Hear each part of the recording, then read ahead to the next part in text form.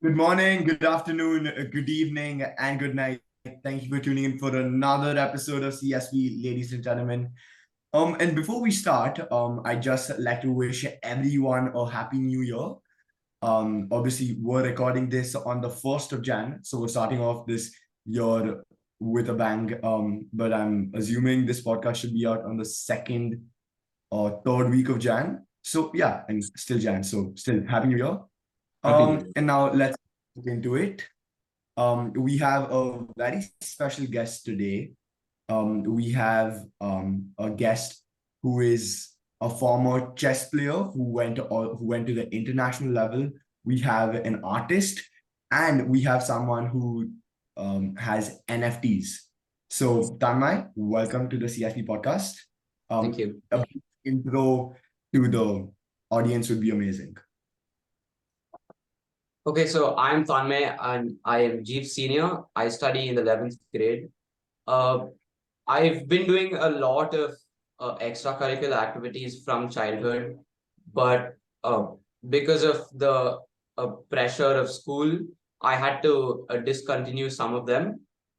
And I'm just here to talk about the few that I was really good in. All right, amazing. Okay, so let's get right into it. First question. I think the out of the three things that you had listed, or the three things that I had introduced you with, I think the NFTs part was the most interesting to me because obviously it's a very new idea. It's not something that was there a couple of years ago, and I think it's picked up a lot in 2021, and Yeah. it's increased. And obviously now it's 2023, so like the 2 year journey. So how did you first get into it, or how did you even hear about the whole NFTs? So NFT was a trending thing in lockdown, as most of you know. And NFTs are basically just digital artworks. So if you're an artist, like you're a physical painter, NFTs doesn't stop you from getting that art online or getting a copy of it online. So it's not like you're selling your art, you're selling a copy of your art.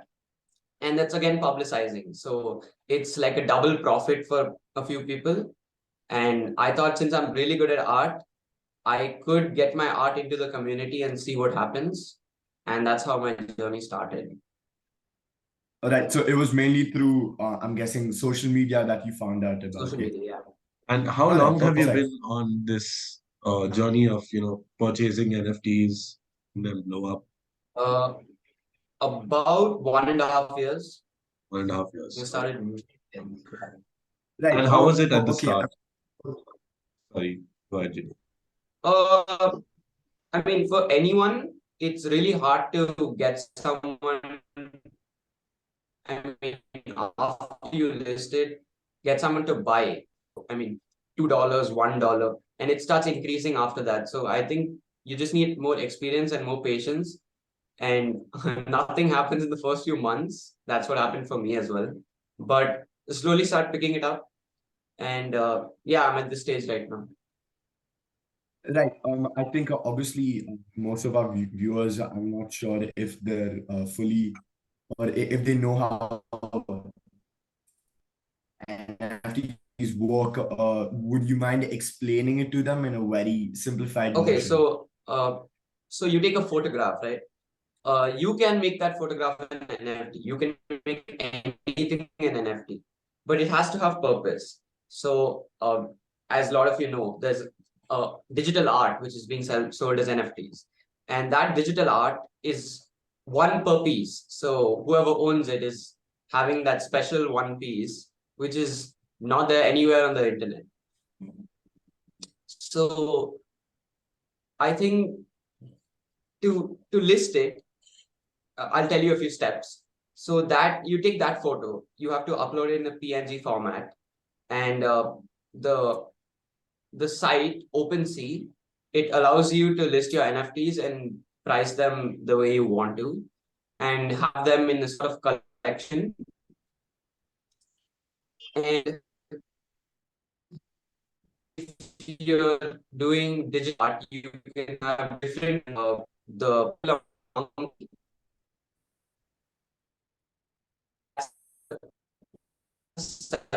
there's a way, and any digital consider an NFTs. It is good to upload something that has meaning, and once you do that, you get a listing online where the public can view your art. And based on the price and the quality of your art, they bid it,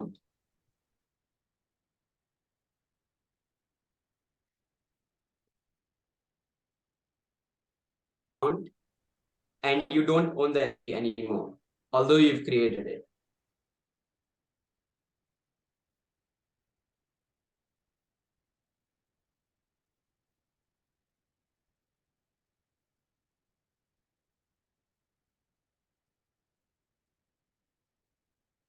You can lose money sometimes initially. So don't set it to too high amounts. I That's what I recommend. So And basically, start with small using bits. the penetration pricing strategy where you're setting it really Yeah, low, and then obviously as people really low. release, the price continues to increase.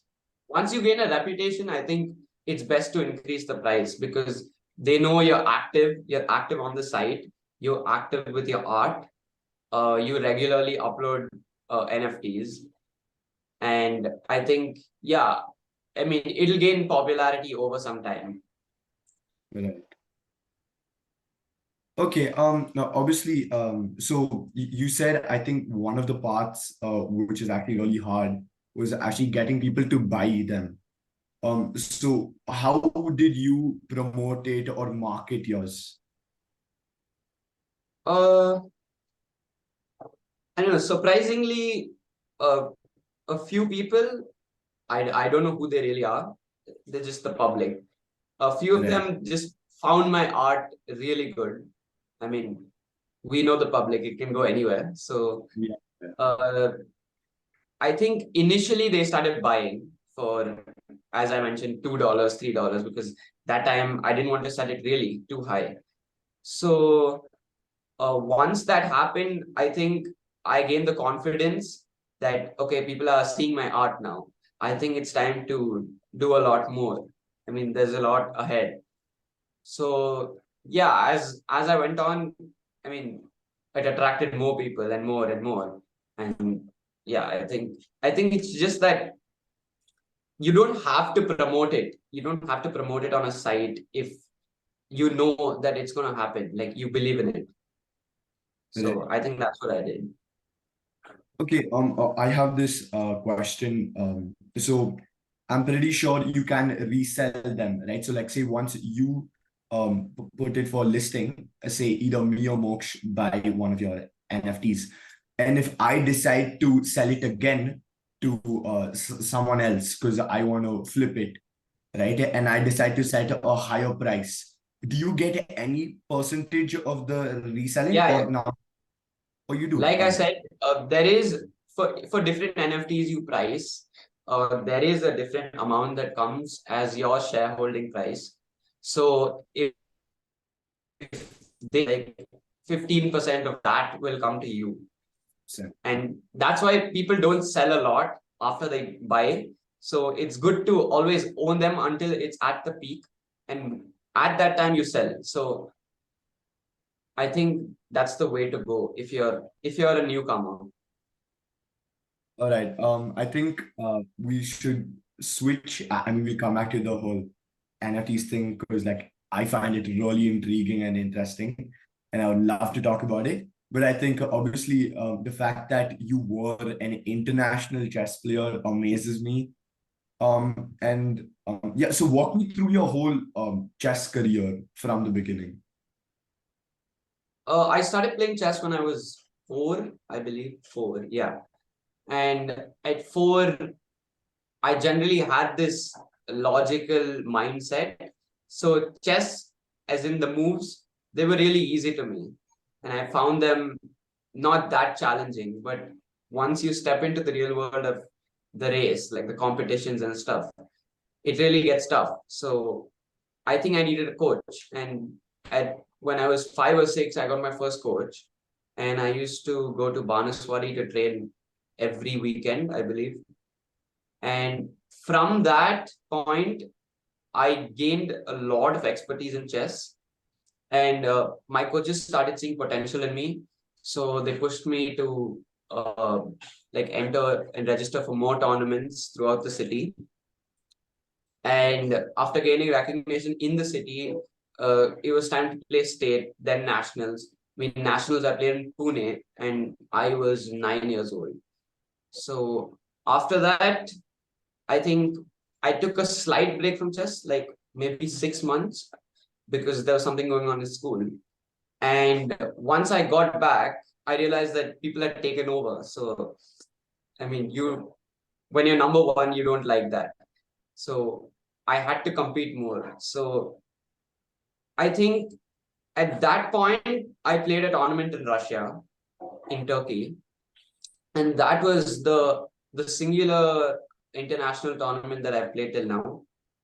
A few months after that, I quit chess, unfortunately, because of the studies and the school pressure. But uh, I had a international rating of 1080 if you check up my name. And at that time, 1080 was really good because the max that anyone could get with Vishwanathan Anand or Magnus Carlsen was 1900. And I mean, the coach said being a 9-year-old, 10-year-old, having a rating of 1080 is really good. So I think chess is really strategic game, and you need to look at all your pieces and not just focus on one. So you need to have a broader thinking. So I think I had all of those skills, which is why I believe that I went to the international level and I've stopped. And I do play chess. I still play chess, but it's mostly online on chess.com. I play whenever I get free time. It's not competitive, but I mean, just for the fun of it, I enroll some tournaments and I win and lose some games. It's all part of the game. So yeah. Um, right. So you said that chess is a very intense game. And obviously chess is said to be an indoor game. And generally, when you think of indoor games, you're like, oh, it's for fun. It's like you're playing table tennis, you're playing snooker, you're playing carom, right? So it's all these games that are typical like fun games. Fun. Yeah. Would you Board games. say that, yeah, board games basically. Would you say that chess is more intense than say a physical sport like say football or cricket?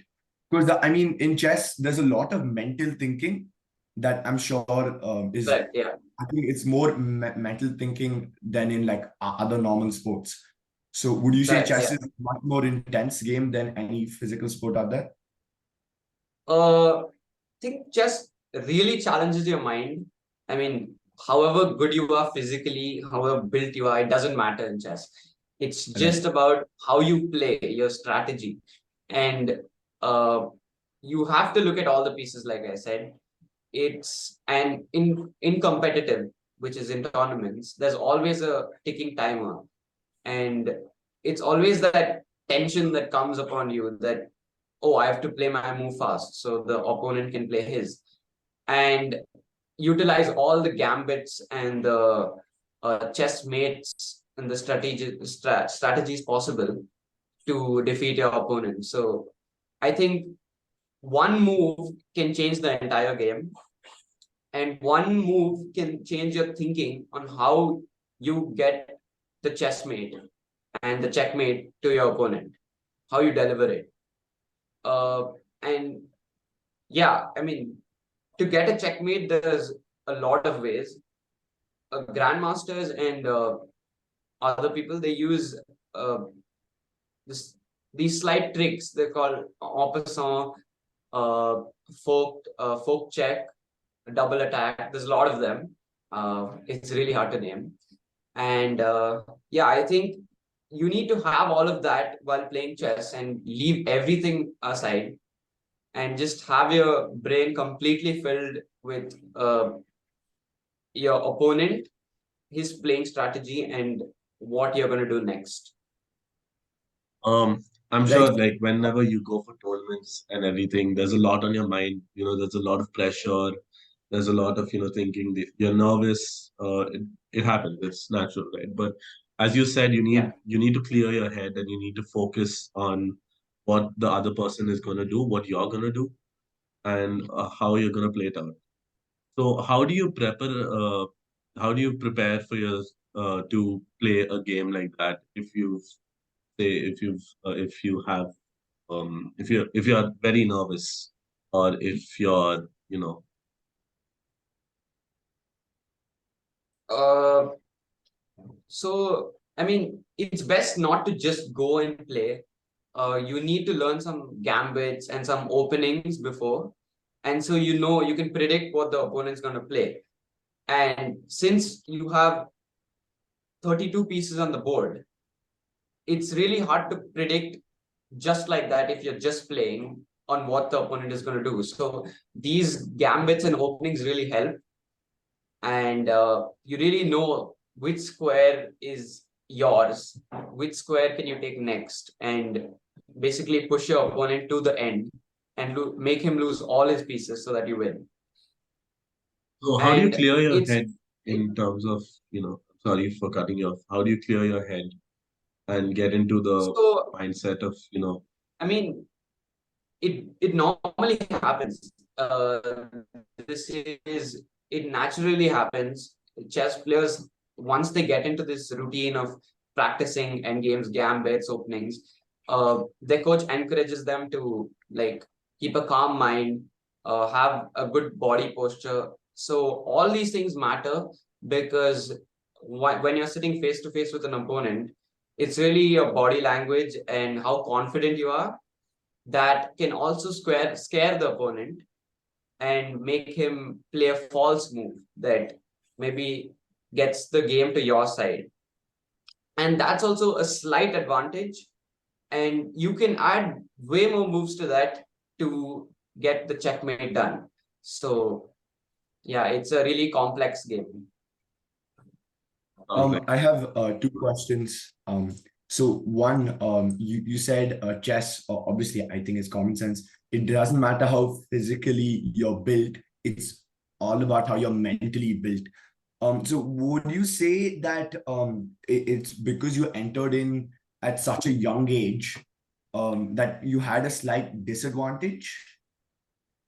Because say for like people who are already in their 20s and their brains have like completely developed, obviously like a 20-year-old should or most likely will have a better way to think about stuff and would have a better grasp on how to say certain to make certain moves. So would you say that your age gave you a slight disadvantage?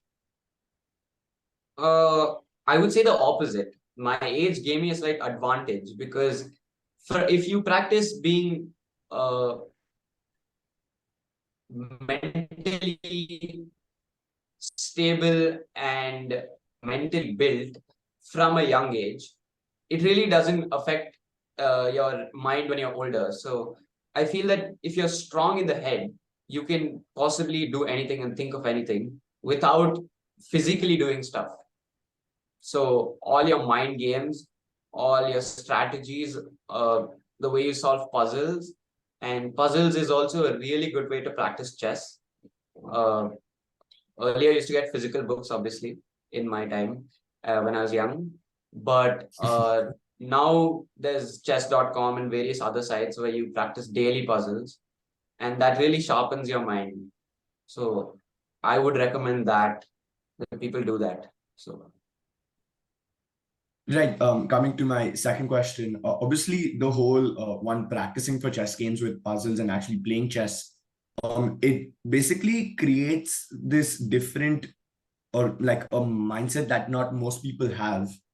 Right. So, do you think that playing chess and obviously practicing these puzzles have helped you in your studies? Because like the way you think to completely shifts, right?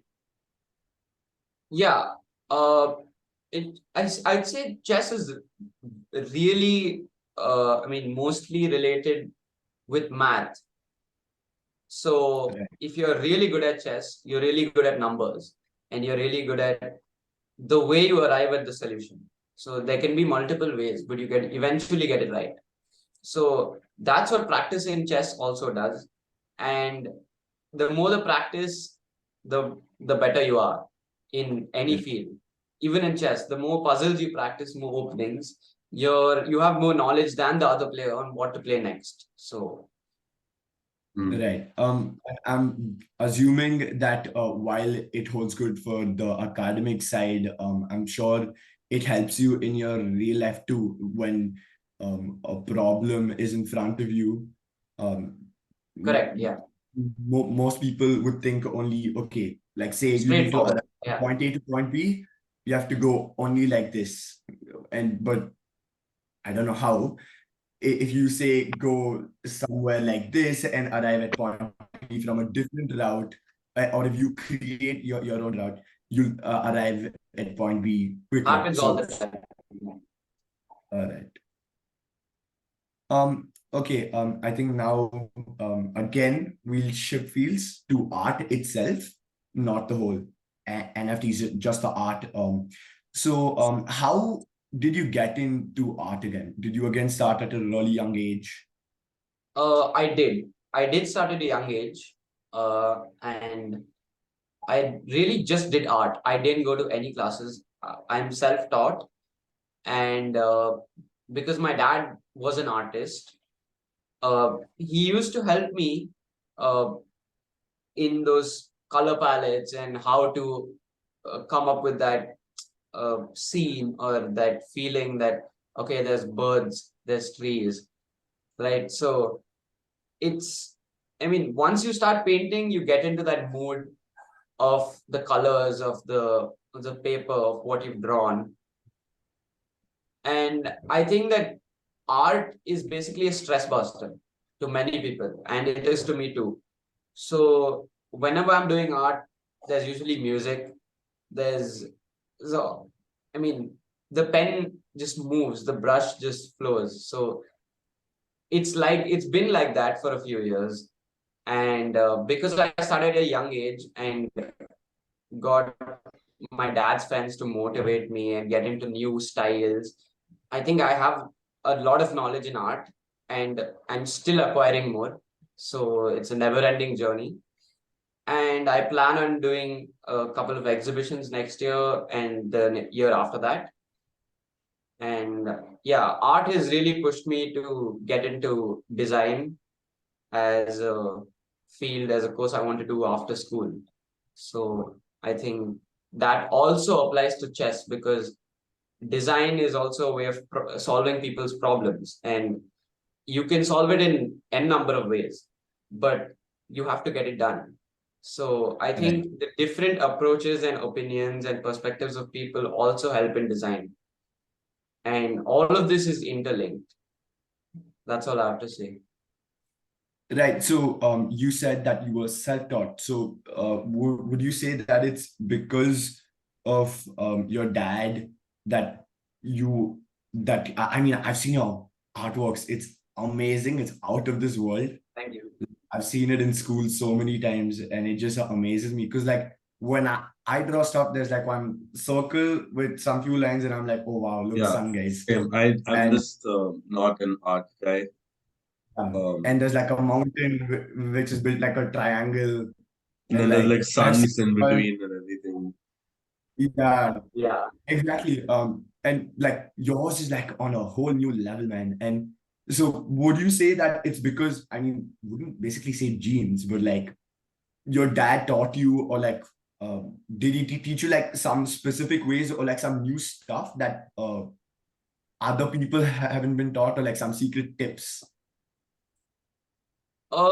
I mean, I have a lot of friends in who do art. So uh, they're either older than me or younger than me. And it's always good to learn from other people and the way they do it. So if you were to draw a mountain, say in a triangular way, and they do like a rugged way and show the actual feeling of rocks being there on the top, you'd find it pretty intriguing that, oh, he can do it. Why don't I try?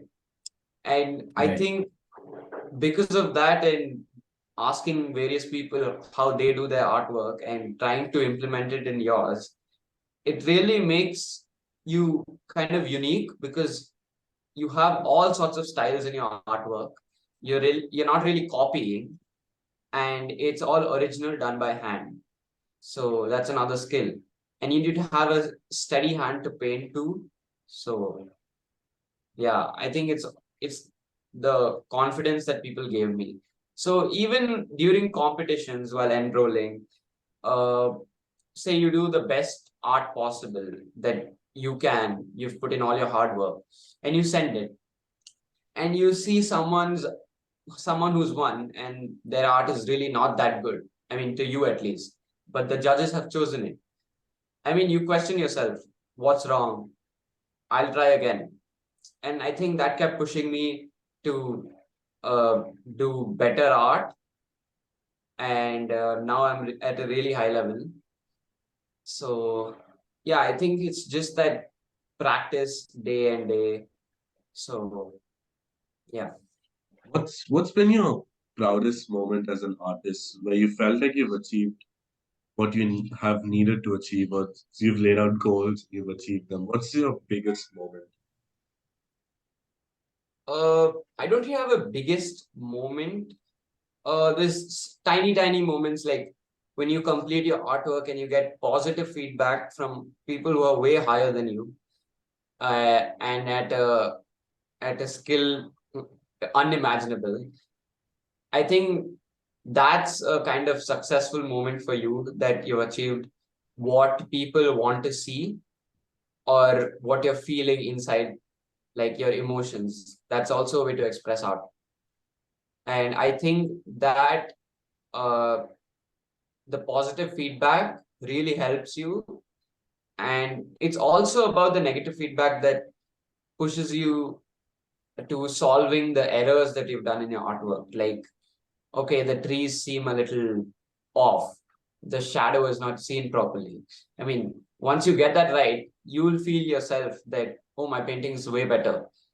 I should do this in my coming paintings. And it really helps because the negative feedback points the things that you feel you've done, but you've not.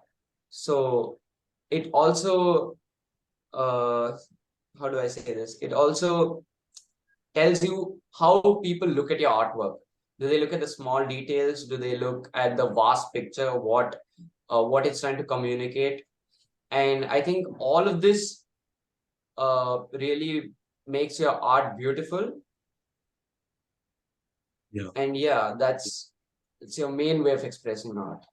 So Okay, you said I'm that not, one second. Moksh, if I may So go you ahead. said that you finish your artwork and you get like positive feedback from people who are much higher than you. Is that like a reward? Or That is, but it's not quantifiable. okay, It is a reward. Uh, it's a reward that, like I said, it's not quantifiable. That's all I yeah, can say. Right. It's like a stepping stone. all right. Okay, Tanmay, I have two questions which are really short, and they're basically like rapid fire questions, but it's only two. So Okay. firstly, who's been your idol in both chess and in art? Who's been my idol in chess? I'd say Pranav Anand. He's my friend. He used to be my chess opponent and close friend. And he's continued chess from the time I've left. And I think 2 3 months back, he secured the under under 18 world title. So he's the world champion right now, Oh, undefeated in all of the tournaments. And so I look up to him because he used to look up to me because I used to beat him every time. And now he's just at a whole other level. And I never imagined this to happen. And I'm really proud of him. So I think he's my idol. Uh, did you say art was the next one? yeah. Yes, in art. Art, I'd say my parents. They really pushed me. They encouraged me. They uh, I mean, it's not about the supplies and the money that you've invested, but it's about the experience that you've got. So with their support, I got a lot of experience in art, and tried going to various of my dad's exhibitions and his friends, and learned a lot of new things. So I'd say my parents are my idols, and I'm thankful. All right. I have a follow-up question. Well, not follow-up, but I have another question, and then I have actually three questions. So you're gonna have to, because I think we have like 3 minutes. Yeah, go ahead. I need you to answer in like short words. All right. So you said that there are many styles to art. What's your favorite style? Oil painting, brush painting, whatnot. Partly. Pen on paper, black and Pen on white. paper. Oh wow. All right. Also, I'm pretty sure you've seen that recently. There are these paintings that have been going off. Like it's just like a stroke, and like people are painted with mops and all, and like they go off for millions. Good Yeah. thing, bad thing. Different audience, I'll say. Most of those paintings go to workspaces, offices. Right, Uh, Paintings that are usually detailed, people like for their personal purchase, so right, they take them. And it's really about how you feel you want to paint. I mean, if you want to let your emotions out in one brush stroke around the full canvas, it's your choice. I mean, after you sell it, obviously you know what's the audience, who's buying it, and you right. can continue that way. Okay. Last and final question, I think, for the day. Do you ever, so you said you see yourself becoming an artist in the future, and obviously since you're in the NFT space right now, do you ever see yourself investing into like mutual funds, crypto, stocks, whatnot? Because obviously there is Uh, a between NFTs and crypto yeah, in the so I've future, that not is. really thought about stocks and everything. I know a few of my friends are investing, but Right. not really stepped into that space yet. I do plan on continuing NFTs for a while, but uh, it's eventually going to slow down, and then obviously cash out everything for Right. your uh, future and your college and your the things you want to accomplish. So I don't really plan on continuing anything for a long time, because it has its own risks, and stepping into anything new which it's not in your zone is also a risk. So I don't plan on doing that right now. Okay, Tanmay, it's been an absolute pleasure having you on. Absolute pleasure. And Thank you. yeah, and thank you guys for watching. Love the support from you guys. And once again, subscribe, like, share, comment, follow us on Insta, follow our podcast, follow everything. And thank you guys for watching. I just wanted to say one thing. If you guys notice, I didn't talk too much today. It's just my internet's been quite horrible. But rest assured, I will see you next time. And if I don't see you again, good afternoon, good evening, and good night. Thank you, everyone.